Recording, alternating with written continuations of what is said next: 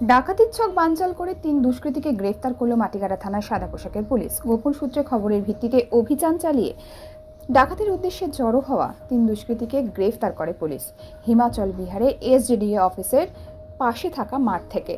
জানা গিয়েছে, গতকাল অর্থাৎ মঙ্গলবার 10 থেকে 12 জনের একটি ডাকাত দল জড়ো হয়েছিল এলাকায়।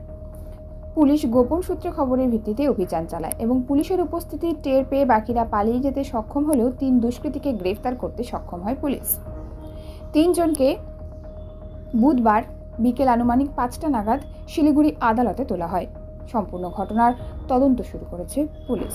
জানা গিয়েছে, ধৃতদের নাম এমডি মনসুর আলম, এমডি আলিম, বিশাল দাস মাটিগাড়ার বাসিন্দা এবং বাকি 2 জন গোয়াল পুকুরের বাসিন্দা বলে জানা গিয়েছে। ধৃতদের কাছ থেকে বেশ কিছু ধারালো অস্ত্র উদ্ধার করেছে পুলিশ।